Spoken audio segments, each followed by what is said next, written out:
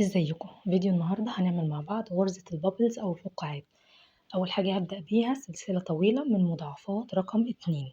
عملت 12 سلسلة وهزود عليهم سلسلة واحدة ارتفاع لغرزة الحشو، لان السطر الاول هيكون كله عبارة عن غرزة حشو. هسيب واحدة وزي ما قلت لكم هدخل اعمل غرزة الحشو، عبارة عن ان انا بدخل واسحب خيط واطلع منه. دي غرزة الحشو سهلة وبسيطة ومن اساسيات الكروشيه ولازم تتعلميها وتبدأي بيها.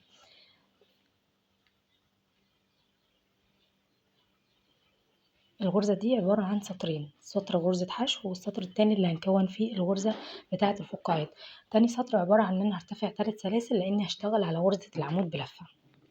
غرزة العمود عبارة عن ان انا بدخل وبسحب فتلة وبطلع من 2. انا في المرة دي مش هكمل العمود للاخر وهسيب الفتلة اللي على الابرة الاخيرة دي هسيبها تمام لحد ما يتشكل عندي 5 عواميد. هحتسب في اول مرة ال3 سلاسل ارتفاع عمود منهم، بعد كده هسحب واخد كل الخيط اللي على الابرة دوت ما عدا اخر واحدة بس. يعني انا كده غلط، انا هسحب تاني.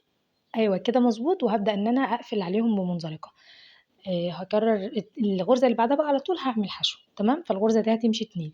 أول واحدة أول سلسلة هعمل فيها 5 عواميد بلفة مش كاملين، وتاني سلسلة فيها هعملها حشو.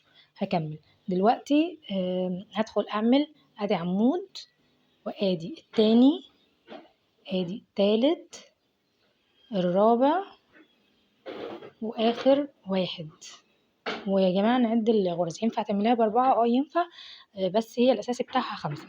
هنسحب بقى منها ونسيب آخر فتلة وهنطلع منهم مرة واحدة. ليه بعمل الحركة دي؟ بعد كده هعمل الحشو. ليه بعمل الحركة دي ومش بطلع من الغرز مرة واحدة وأعمل بعدها واحدة منزلقة؟ لأن انتي هتبقى لو طلعتي مرة واحدة ايه اللي هيحصل؟ هتعملي سلسلة تمام، وهتيجي تقفلي بمنزلقة، فكده في سلسلة كمان اتعملت، فهتبقى لكل غرزة واحدة سلسلتين. فانت لما تيجي تشتغلي في السطر الثالث ممكن يحصل معاكي تزايد او تناقص في السلاسل، او هيحصل معاكي لخبطة. فكده الافضل ان انت تبقى واضح قدامك السلاسل اللي هتشتغلي عليها.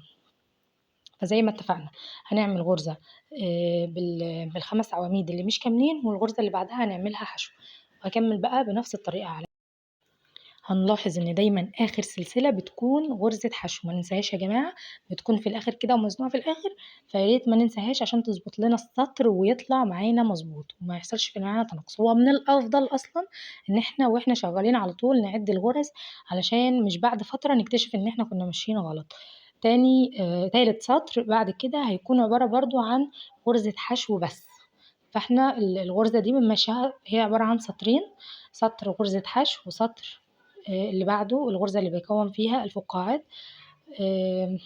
وبنستمر بقى بنفس الطريقة.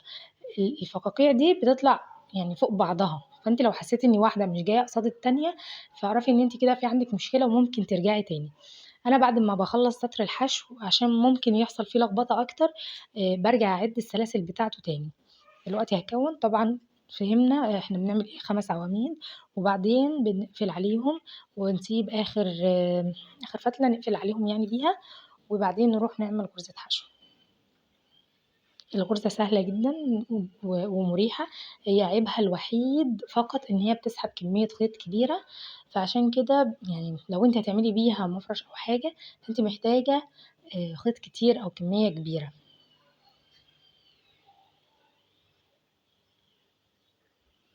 هسحب مرة واحدة وهسيب آخر واحدة واخدها في غرزة لوحدها، وبعد كده هعمل حشو. الغرزة بتظهر بعد كام سطر وبتبقى شكلها حلو قوي. شايفين ده شكلها بعد ما عملت واحدة منها. من الطبيعي او العادي ان انت ممكن الفقاعات دي وانت بتشتغلي هتلاقيها يعني ايه دخلت الناحية التانية. هي حاجة شبه لعبة الأطفال اللي هي بتقعدي تضغطي عليها وتطلع الناحية التانية، هي شبهها شوية. فعادي يعني ما تخافيش، هي لو دخلت لجوه زقيها. ده بيكون شكلها. اتمنى ان هي تكون سهلة عليكم ويكون الشرح فاتكم فيها. وعايزاه اوريكم قد ايه اهمية ان انت تحدي ان يطلع لك الخط بالطريقة دي مستقيم وحلو.